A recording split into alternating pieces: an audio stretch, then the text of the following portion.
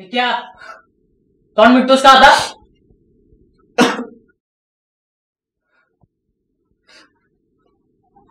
अरे मी ठरवलंय एकदा भेटणार पाग्याला म्हणजे मी जीव द्यायला मोकला.